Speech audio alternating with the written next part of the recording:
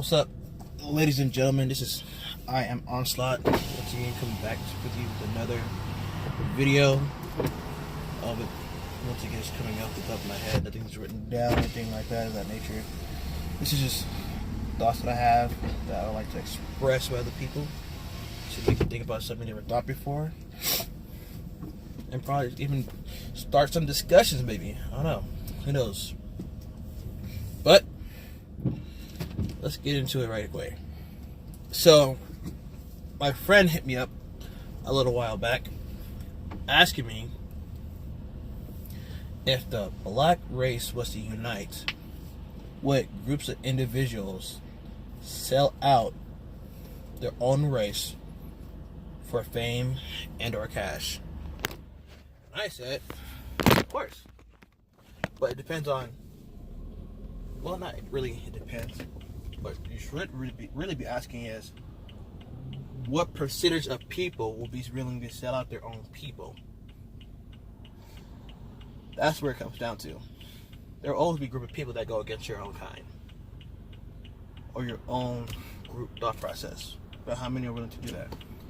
In my opinion, I'll probably say about 30%, maybe 30%, maybe 25 at least. Let's say 25. And most of them will be people of higher class, like celebrities, and even lower class as well.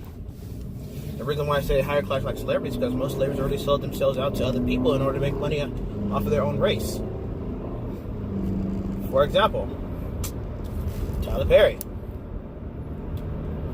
Do you really want to make your money by dressing up as a woman almost your entire life, and you're a black man, and not just a black woman, but a ghetto black woman at that, mimicking all these stereotypes that people of other races / cultures see us as already, and you think that's really a good idea? But this movie comes with a message, okay? Could you not find a black woman who may have a little bit of attitude and spice, but doesn't project the regular stereotypes that black women have, and yet you can still direct a movie and even be in that movie? But whatever. Moving on. And then you have people of lower class in the lower class community. The reason why I say them as well is because the only thing they've ever seen in their lives is mostly death and destruction. Mostly death and destruction. And see no hope. And most of the time, not all of the time, they don't blame it on the people they are. They blame it on the people that they say brought them down, which is white people. Now, the reason why I say in the middle is because you have those who see it from both ends of the spectrums. You see it from the left, you see it from the right. You see up, you see down. You have a chance to explore both sides to make up your own argument or own thought, which is what men usually do. Instead of just jumping out with their emotions in the first place, they would like to get all the information. You know what I mean? Kind of like saying another black man's been shot, and everybody's saying it's fucked up, and then I'm the only one saying what happened, and they say it doesn't matter what happened. Anyway, but let's say this. Let's play a game. Let's say that a trend started, because it will be a trend. Let's say it's time for all the black people to come together and to work together and become better people, a better race. Let's say that happens. And I almost guarantee it will only last for as long as it is hip, it is the shit, it is the trend. it will only last as long as it is a trend. Because most people know black people start a majority of the trends that you see today. And it spreads all the way out across the world of people mimicking / imitating black people because that is a cool thing to do and to be, which is black. Now, the reason why I say it will only last for a minute is because most black people, almost a large and vast majority of black people, have, I believe, ADHD, one of those, a short attention span to certain things. They can only pay attention for so long until it gets so boring that they don't want to do it no more. Until something else pops up. Pretty much like a Vine. A 15-second Vine. That's all it is. That's all of what most black people are. A 15-second Vine with a 15-second attention span until it gets boring and move on to something else and do something else. That's why I say the things that I say. That's why I say what I say. Because I give you an example. Black Lives Matter. Where are they?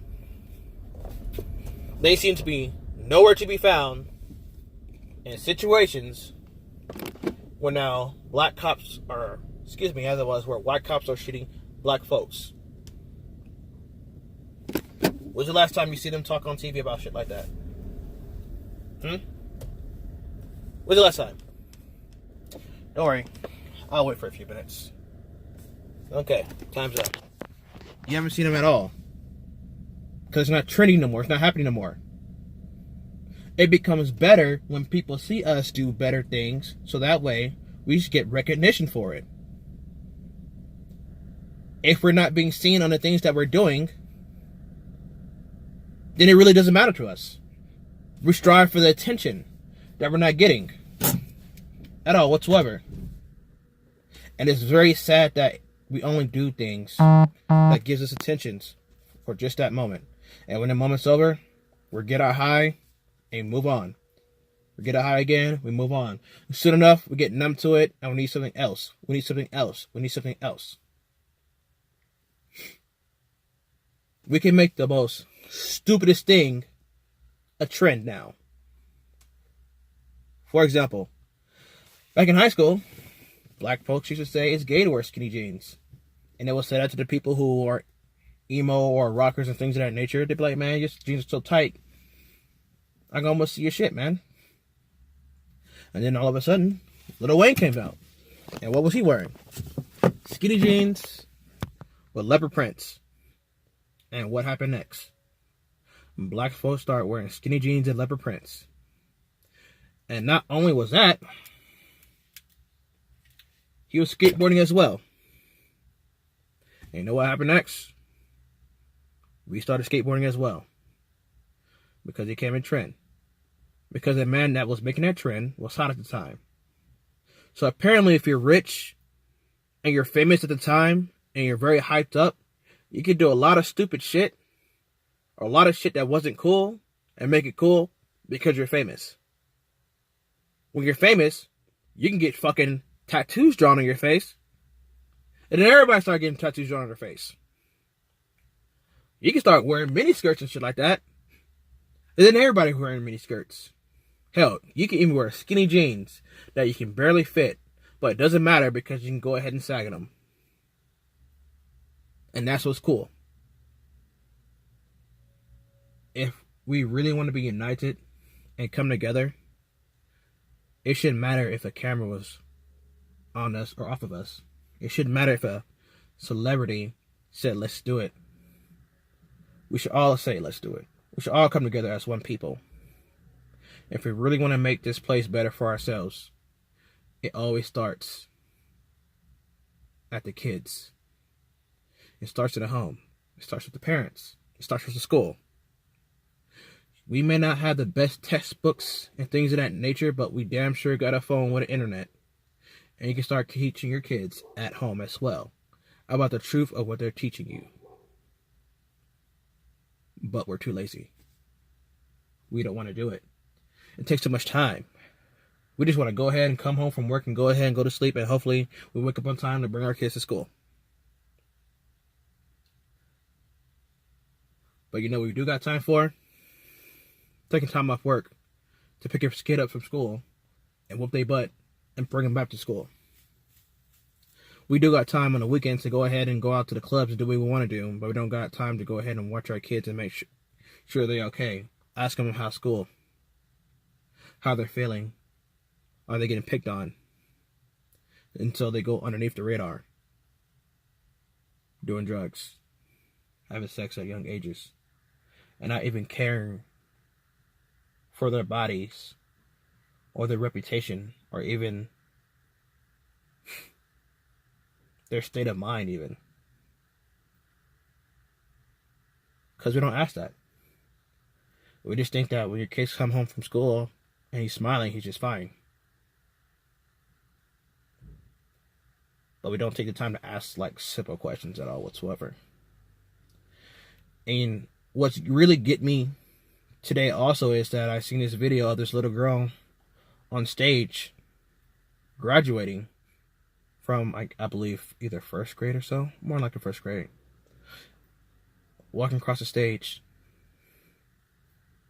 and I guess the teacher gave her a microphone, and the little girl said something in the microphone. You can't really hear it out, but what you can hear clearly is she said, when I grow up, I want to be a stripper.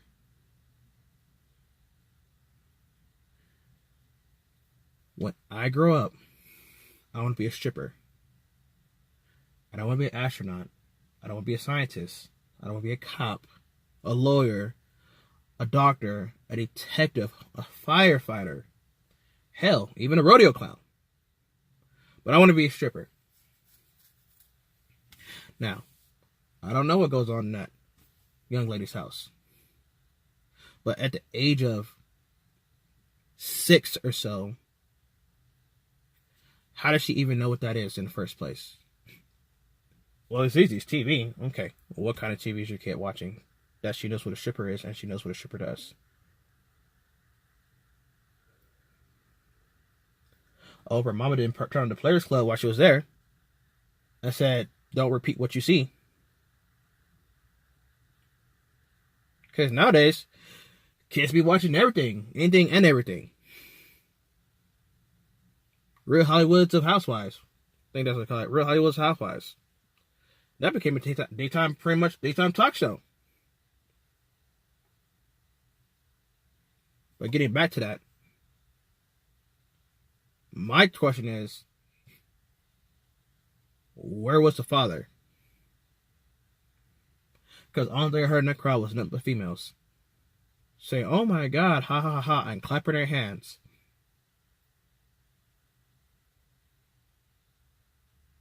Not even, I say some of them weren't even surprised, in my opinion. And I'm sure that young lady's not going to get talking to. If anything, be like, oh, you shouldn't say that, and that's about it. Now, if you say, well, what if the mama's a stripper? Okay, fine. Okay, say the mama's a stripper, right? And that's the thing you gotta do to make your money. Okay, you gotta do what you gotta do.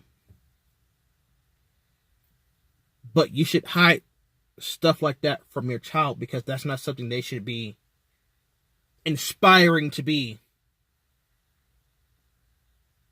I'm not saying it's a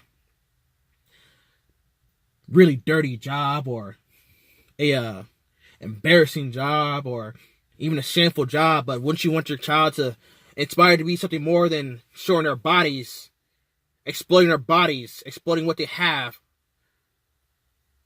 that is so personal that they're supposed to give that to the man that they love or think they love or should love even,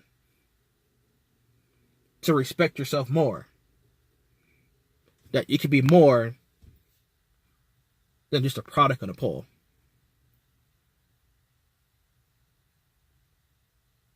Some of you guys might say that's fucked up, but I don't find a problem with a child inspired to be more than what they have to show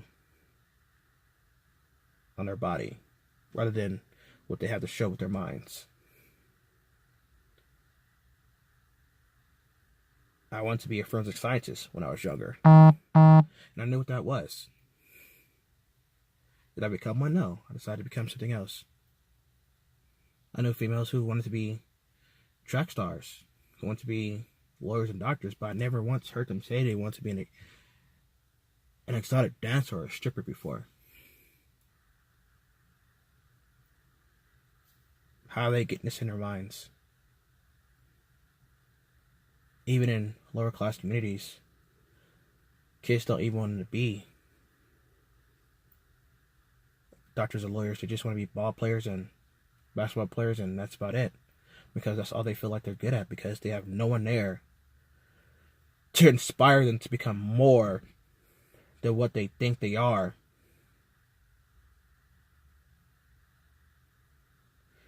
Some children just need a little bit of help, a little bit of love, and a little bit of guidance and discipline and standards, and their whole world can change.